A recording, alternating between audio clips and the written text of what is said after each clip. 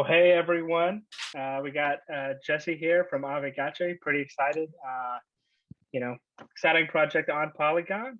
Jesse, why don't you introduce yourself and Yeah. Thanks for having me. And so a little bit about Aavegotchi and myself. I've been in the NFT space for a couple of years now, which I guess is a long time by NFT standards. But my exposure to NFTs was because I worked on the digital asset side on some exchanges based out of Asia. I'm an American living overseas, been based in Asia for a greater part of 10 years, and got to know a lot of companies, or let's say projects that wanted to list on exchanges. So I would get exposed to all of these and was lucky enough early on to meet some of these types of projects that were working with NFTs involved in the very early days. And the idea of NFTs and what they could potentially be or bring to the blockchain space, that seemed really fresh to me. It's something different than finance. Everything's finance, right? And so it was like, okay, this is something different, also powered by blockchain.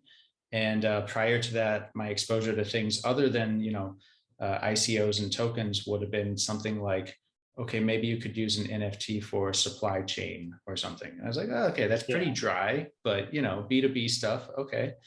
But yeah, the more I got exposed to NFTs, it didn't take long to be like, this is really powerful. This is culture on the blockchain. And I think I want to be involved in this. So one of the projects I came to meet was one of the founders, Zach Burks, with Mintable. And Mintable's basically Ethereum's first platform where you could go and you didn't need to know any Solidity or coding, and you could mint your own NFT. So a no-code solution. I was like, this is, obviously needs to happen, and it exists. So I want to get behind this and support it and work with it. And so did that for about a year, and then moved to Singapore in the process and got to know some of the companies. Singapore is kind of a very big hub for blockchain in a lot of ways, maybe not usually development, but the financial side and the kind of business side. And so got to meet a few of the local companies like Digix, who also had a DAO. And I love the idea of DAOs and self-governance through the community. And so participated in their DAO, got to know more about their gold stablecoin, and was like, oh my gosh, this is the product I want to build. I've done some product improvement. I know there's dApps out there that need to exist. What if we made something that you could take a gold stablecoin, which is relatively boring? Let's be honest, stablecoins are pretty boring, at least pre-DeFi. They were really boring. Yeah, and so let's melt that gold down and turn it into an NFT. So the 721 token actually has value from an ERC20 staked inside of it. That will smash the JPEG argument right away, because you can't stake gold to a JPEG. And so we did that, built it out. It's called BullionX. It's still up and running. It has a lot of cool pieces from OG crypto artists that we collaborated with to make those gold coins. And it's like, if crypto people made what would our culture's version of a gold mint look like? And so it's a bit of that at BullionX. But the important thing there was the innovation of having a 721 with a very custom-made, the first of its kind escrow contract, where you would stake ERC20 tokens into it. And so we wanted to run with that. And by this time I was working with Coder Dan, my co-founder at Aavegotchi, on BullionX.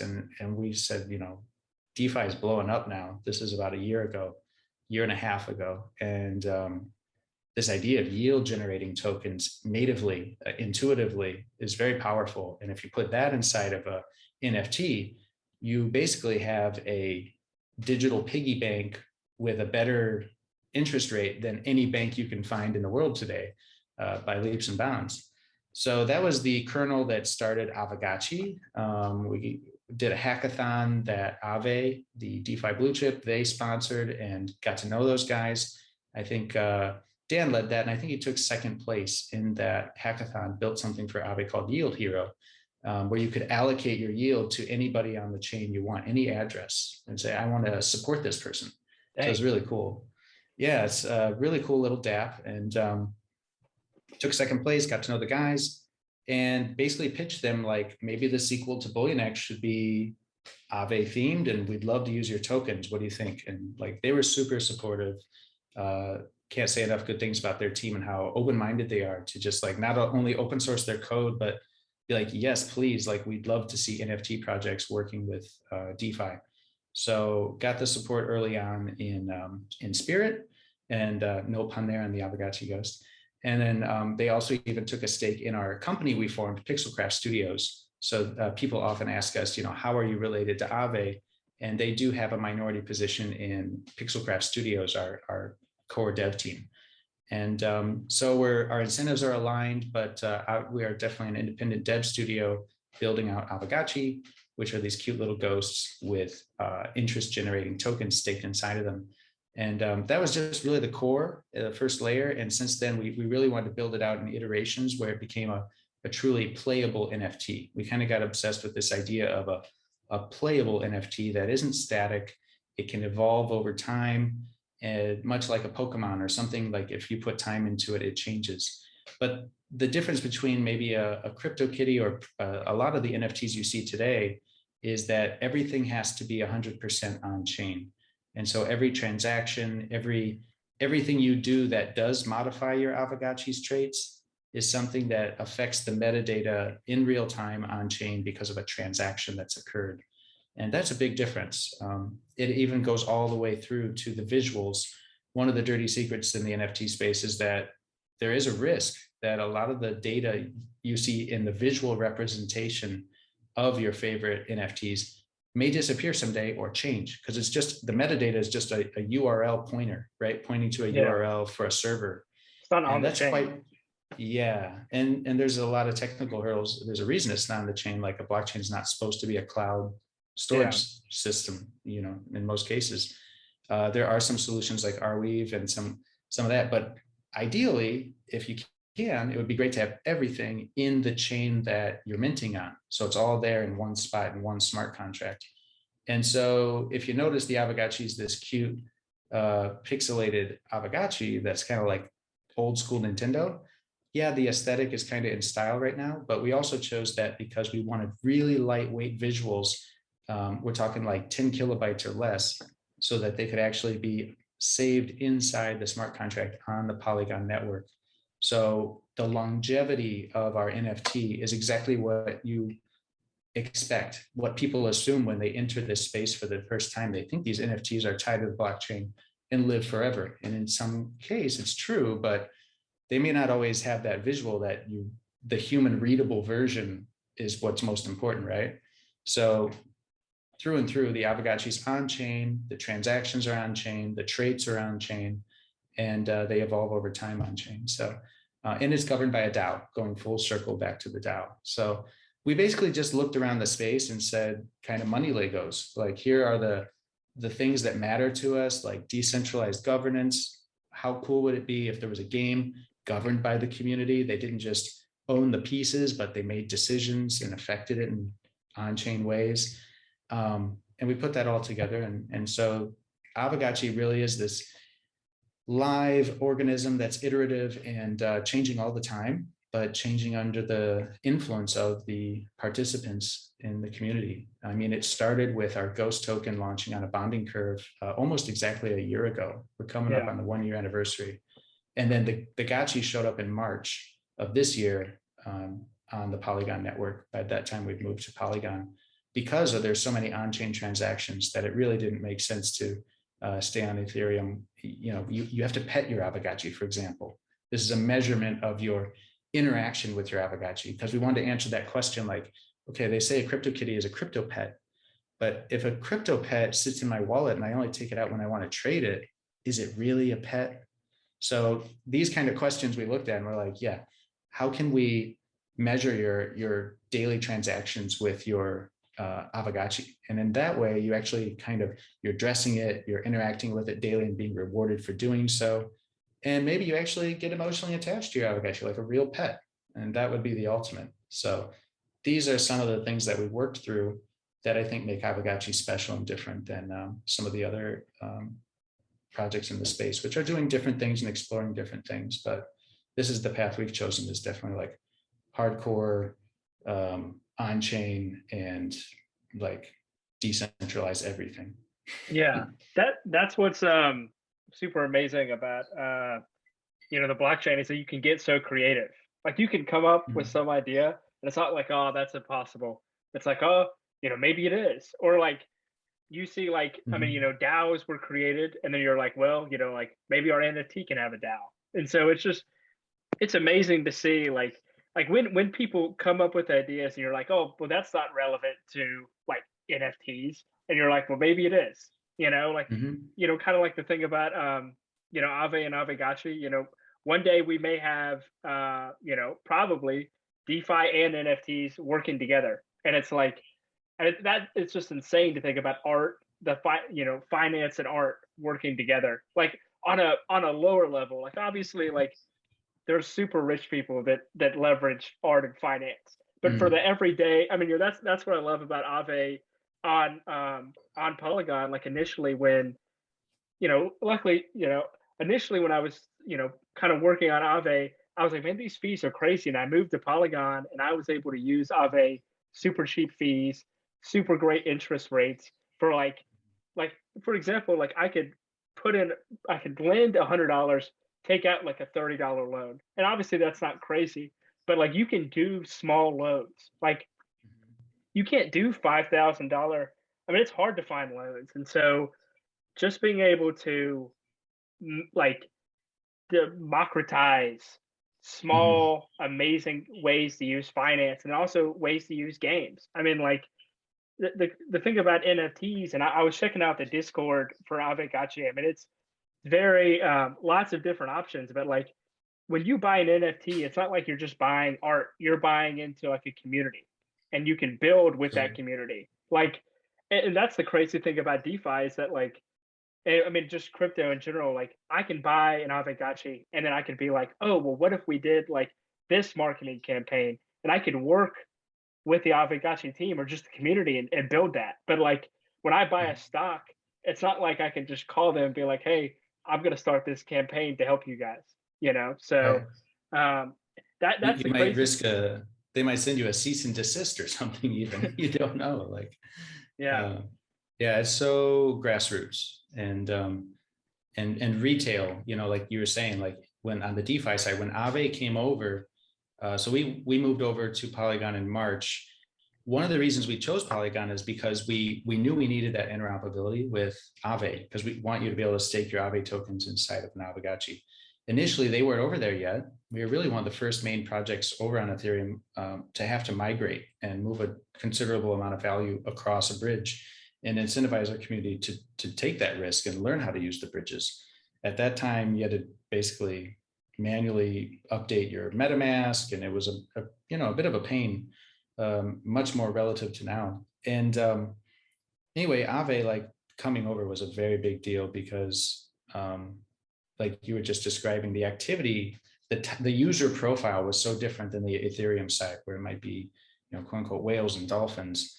Here, anybody could really participate and have their first experience because they don't have to spend, an exorbitant amount on gas that would basically be like, well, I don't want to do that deal because it's going to take me how long to make back what I just spent on the gas. Like it doesn't make sense to execute that transaction and try out DeFi.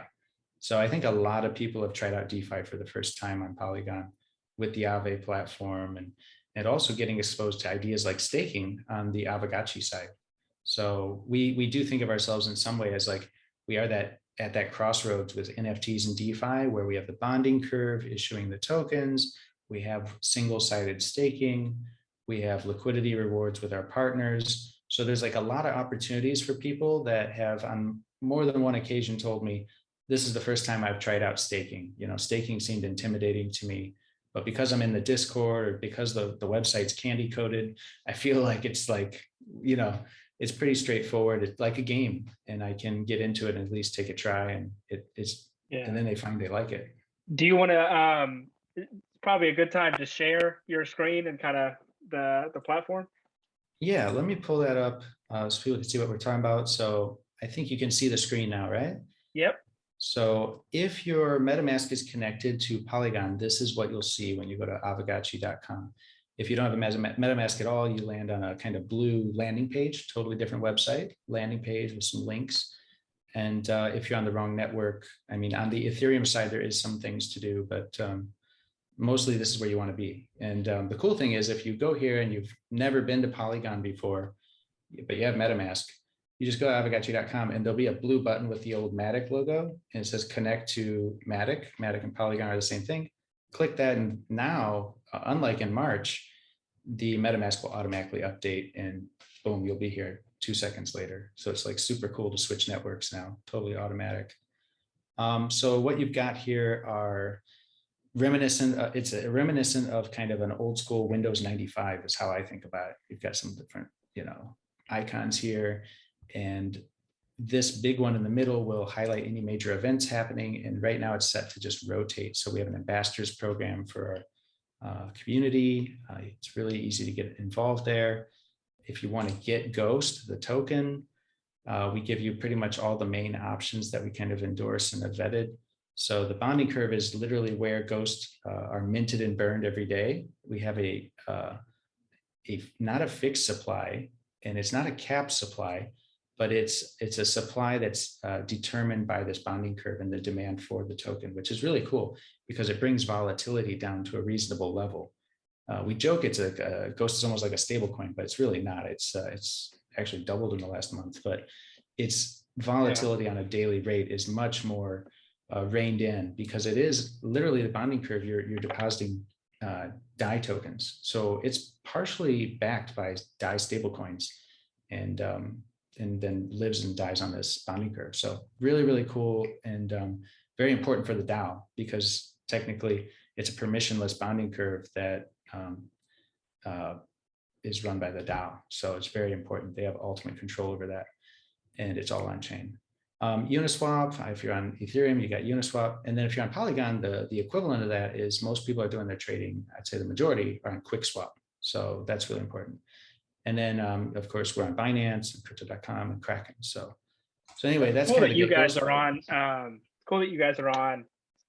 I mean, everyone has different opinions, but it is, definitely impressive to be on Kraken, Binance, and Crypto.com. Yeah, we're very thrilled that they've all listed us, and those are three that serve really important markets and in different ways. So yeah, it's really fortunate for us and speaks to the strength of our community. If we didn't have thousands of active people in our Discord, I think 45,000 following us on Twitter now, all organically, then we would not be probably getting that kind of engagement. So it's definitely the strength of the project and the growing community. If we click, and then the DAO, speaking of community, the DAO hangs out here. We make it as playful as possible because I think DAOs are hard enough with voter apathy. So we really want to make it fun. It's, again, gamified to get your forum, snapshot where you go cast votes, the treasury. Can you see the treasury? I think it opened in a different window. Yeah, the DAO treasury holds 147, whatever. Yeah, so 1.4 million DAI and 551,000 ghosts. This is updating in real time. These are fees that the DAO actually gets from our NFT marketplace and from the DAI's fees from the bonding curve. So the DAO is actually got a great treasury, and they're doing well. Then we go to the play section, and this is where all the fun stuff is.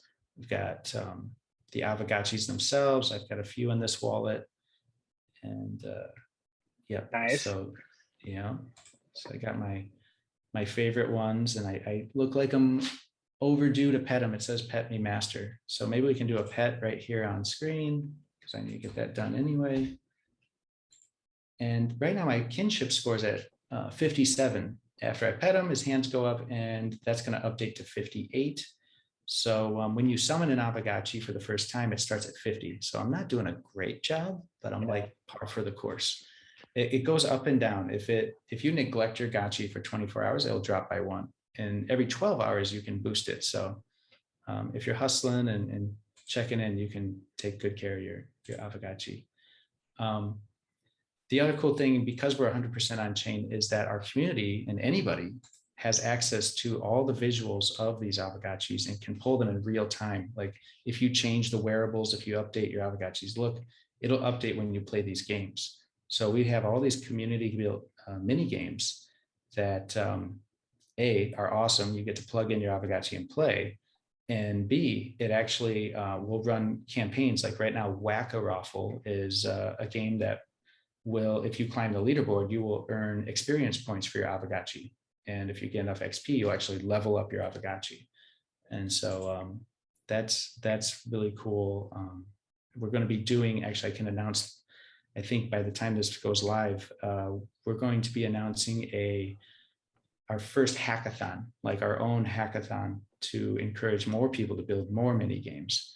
And so that's going to be called a game jam, and it's going to be a quick turnaround. The first week of September, it's open to anybody who wants to experiment with building with on-chain assets like Aavegotchis.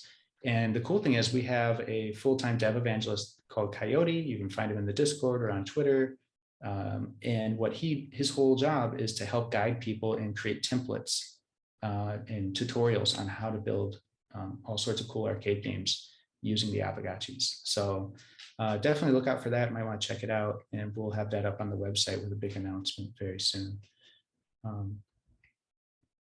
Yeah, that'll be. I said that'll be awesome. I mean, like we were saying, I mean, being decentralized and really focusing on grassroots community allows other people to build things that not only help them, but help their friends. I mean, there's a lot of people, like I'm in a lot of Discords, and one person will ask for something, and then there will be another person that can code really well, and they just build it. And then they're like, hey, here's this is for the community. And so, like, I mean, just having like a lot of games, it's kind of like, how good is their community? Or like buying an NFT, you're like, is the community good? And so definitely excited to see what kind of games that people can build. Yeah, there's a few in there that are already quite addicting. I haven't played Snake since I had a Nokia phone. It came built in, where you're gonna chase. And now we've got Snake with the Aavegotchi, and it's got a good soundtrack, so I get lost in there sometimes. It's become a problem. That's funny. Yeah. On the DeFi side, I'll go back to that. That's down here. We got the hard hat Aavegotchi called Stake Ghost. So this is really important. If you, let's see, this is just, yeah, I'm fine with this wallet. So if we while we were waiting for the game to launch in March, we had about 6 months there, and we wanted to reward the community who came in early and were active and loyal. So if they staked their Ghost and basically deposited it into this smart contract, it will issue 1 friend point per day per Ghost. So if you put 100 Ghost in, you're getting 100 friends per day. If you put 1,000 in, you get 1,000 friends per day. And friends are not ERC20 tokens, anything like that. They're just points. It's a balance on the smart contract allocated to you. And it grows in real time as long as you're staked. So I have a friends balance here. It's doing pretty good. If I want to do anything with those, what can I do with them? It works this way, where you go back to play and you go to tickets. And what we do are raffle ticket campaigns. These are 1155 NFTs. And if you want to buy them, the only way to do it, well, there's 2 ways. If you want to buy them on your own and not spend any money, you just spend your friends. So like the drop ticket will earn you portals in our August 26th raffle, like the big next haunt of Aavegotchis. And if you want to get these, they're 10,000 per. But if you just want to get some wearables, you have all the different rarity levels here, and you can get like, I don't know, let's see what one common costs 50 friends, or one rare costs 500 friends. So you can accumulate that pretty quick. You come here, you buy the tickets, and then you have 2 choices. You can keep those tickets for the raffle. We partnered with Chainlink and used their random number generator to trustlessly realize and distribute all the winnings in real time. So like we execute the trade, it's just like a real raffle. The tickets all go into a lottery, and we see who won. And real quick, it's in your wallet or it's not. And if you don't want to do that, you can also, like here, I own a Godlike ticket. I could list it in the bazaar. This is our NFT marketplace. And I could set a price. And we can see here that the last one sold for 64 Ghost an hour ago. I could say, I'm going to sell mine for 64, and I'm going to sell one of them, and I could list it. and I'll bet you it would sell pretty quick. And Ghost is worth about $2 right now. So I mean, this significant money, and it's just your friends' points that are, so it compounds. You get more Ghost, and then you go back and stake those, and you get more friends faster. And you can actually get a really good APY out of this. It's not your typical DeFi kind of APR calculation, but it certainly is compounding and delivering real rewards in real time. Or you'll keep that godlike, and you may end up very well winning something that is extremely valuable and rare. So typically the wearables or the NFTs you win in the raffle are exclusive, and you can't buy them. There's no NFT drop to buy them at. You only can get them through the raffle. So that's a good way to go too. And we have, I think, a lot of people in the community implementing both strategies. Some are accumulating tickets and some are supplying tickets. And it's pretty cool. It's pretty cool to see there's so many ways to participate in this kind of gotchi economy. It's definitely, having community members build infrastructure. And then as far as wearables go, is the team the one that's making all of the wearables? How are those being made and decided on? Mm-hmm. Yeah, so right now, all the wearables you see are designed in-house by our team, and by actually almost 100% are designed by our team, and Javier, our one of the 4 summoners of Aavegotchi, the original founders. He's an amazing pixel artist, OG in the crypto art community. And so a lot of everything you see here on screen, I think, is by him.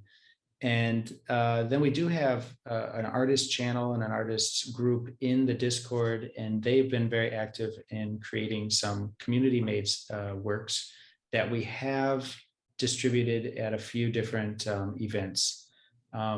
And we want to do a lot more of that in the future. And actually, once our kind of virtual world equivalent to Decentraland goes live later this year, a big part of that is to have a lot of user-generated content where we basically will have like a pixel crafter where you can go in and create various wearables of your own design and mint them and distribute them. So that'll be, that's a very exciting thing on the roadmap, which is to put more power into the community's hands to create more wearables. One reason that hasn't happened yet is because right now all the wearables will affect your Aavegotchi's traits, which means that we have to have like a kind of careful eye on the inflation rate of various wearables for game balance, because you don't want to upset the meta too much.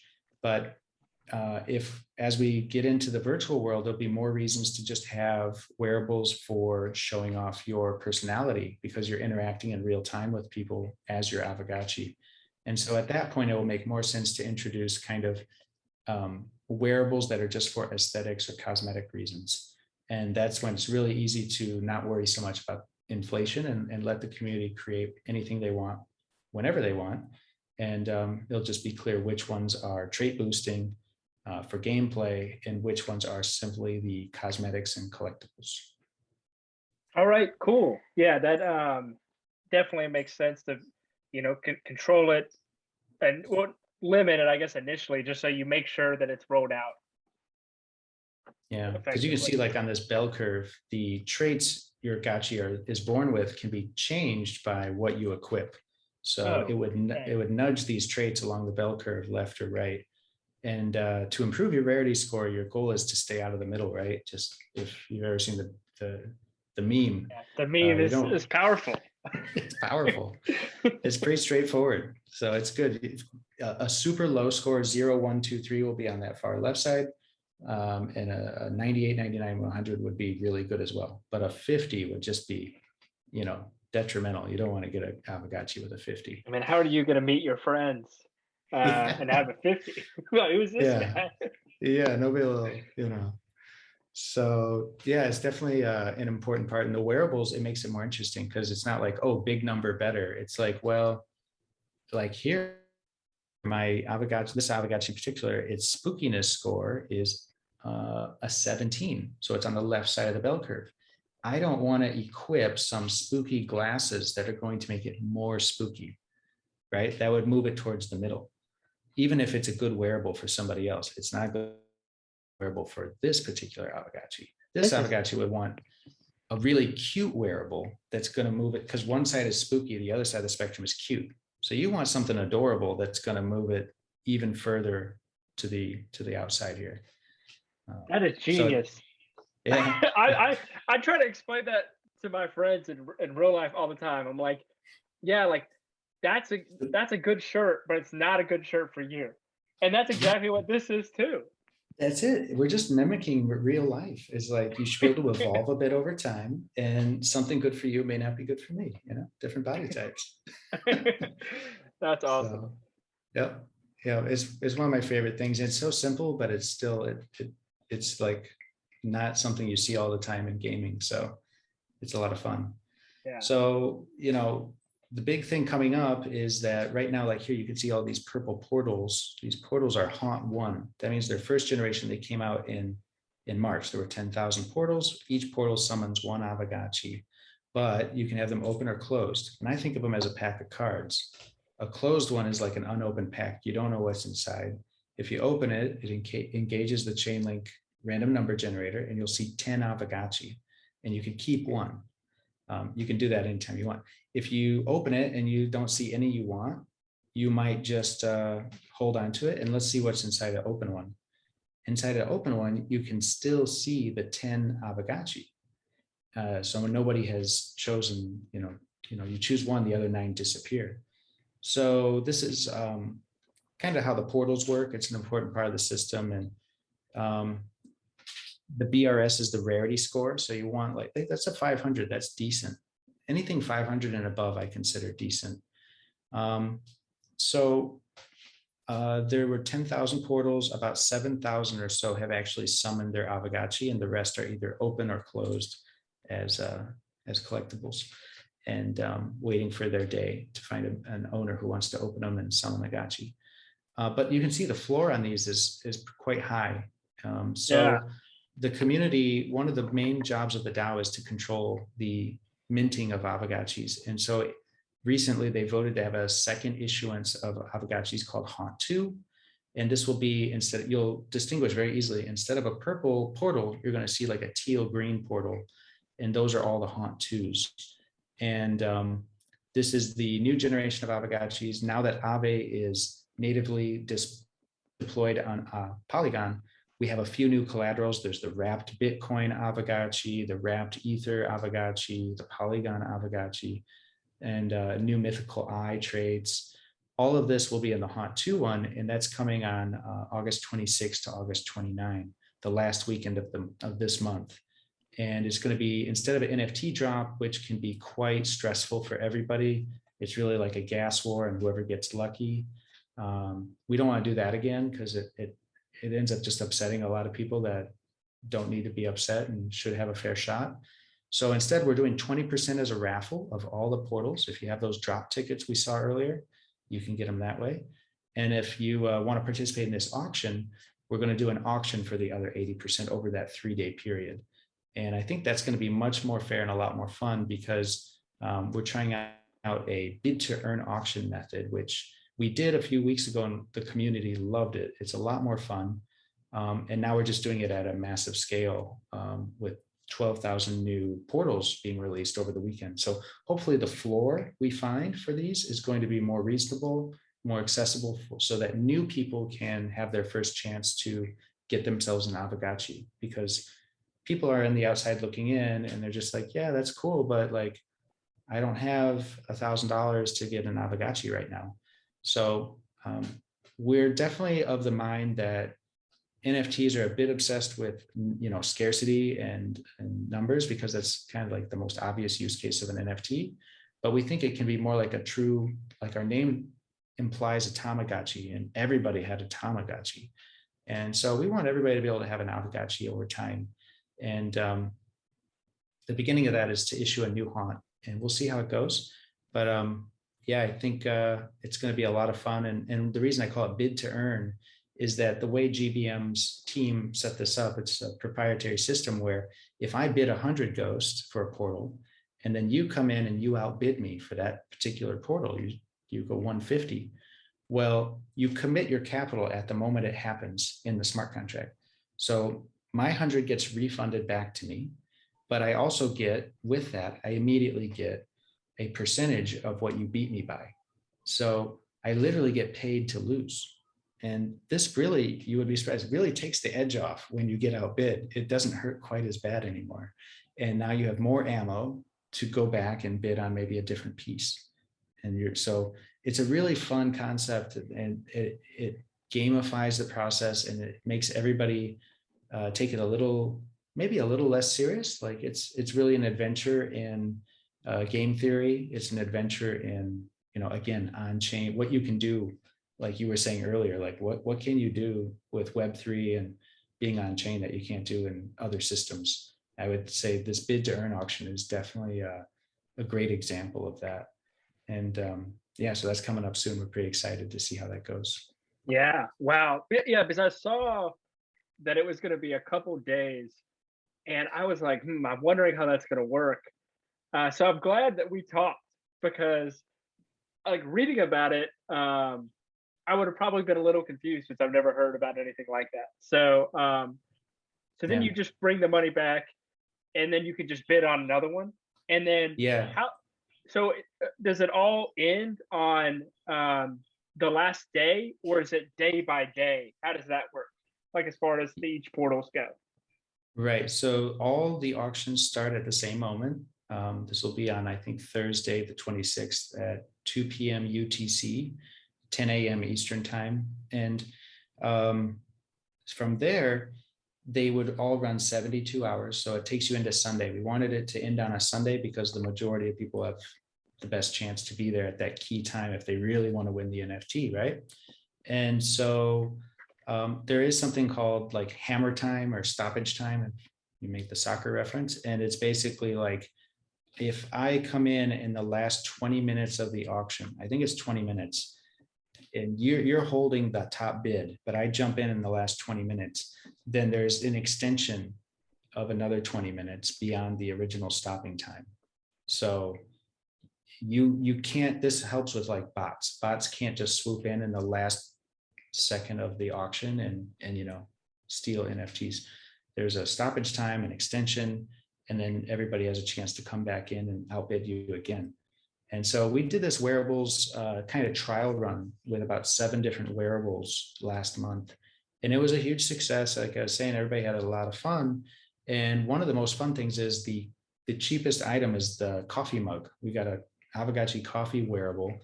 And this thing, like, they were just going nuts over it, kind of just playing with the metrics and the system. And I think one of them went into stoppage time for like 4.5 hours. No way, dang. People were determined. They're like, this mug is mine. And there's like 999 other mugs, but this one's going 4.5 hours. So that's a very special mug at this point in the community, and has a cool story behind it. So yeah, that's going to be a real big adventure, I think, in terms of Polygon, crypto, DeFi summer. This will be one of the biggest events of the summer, and we'll see what happens. But we're taking all the precautions. We've done quite a few drops now. We want it to go super smooth so that everybody just has a good time and hopefully gets the NFT they want. And like I said, just in case, then that's why we also allocate a full 20% to a raffle that will happen in early September for that last 3,000 portals. Yeah, so, just to reward some of the people that are dedicated. I mean, you got to stake a decent amount to be able to get there, and there's going to be people that are committed community members, and for some odd reason they're not. Maybe someone's on vacation or something. I don't know. You never know. So that's awesome. And then, I was just to say, having more ways to get the NFTs distributed is like, there's no one perfect way, right? So it's really, I think, important to try to do a multi-prong approach to distribution. Yeah. And then, Aavegotchi and a lot of other NFTs. I mean, obviously NFTs have been around a decent while, but as they, onboard retail, I mean, the stuff that your team is doing is stuff that other NFTs teams are going to be like, wow, that went really well. That's impressive. Like, maybe we want to do things like that. So I'm glad. It's always good, like, kind of what I was saying initially, like when a team like yours sets a standard like this, it improves everything because other people are like, wow, I didn't think that was possible. Like, I'm going to go do that. So super I awesome to hope, hear. yeah, if any founders or other projects are in contact with you or watching your content, definitely reach out to GBM. It's gbm.auction. And I know their doors open, and they've only worked with a handful of teams so far. It's early. And I think they're definitely worth reaching out to. They're really good guys, and they put a lot of thought into making the kind of perfect auction. And it's a pure crypto type of experience. So Yeah. yeah, exactly. Trying to find better ways to do things for sure. Awesome. Well, Jesse, I really appreciate you taking the time, and I'm super excited about Aavegotchi, and I'll definitely be buying a lot more Go so I can bid. We'll see what happens. Yeah, man. Maybe we'll see you at the auction. I guess just let me know your Discord handle. I'll know it's you. So we'll see you in there, and it's gonna be a lot of fun. Awesome. Well, thanks everyone for taking the time to listen to this. We'll definitely be following along and let you know what Aavegotchi's up to.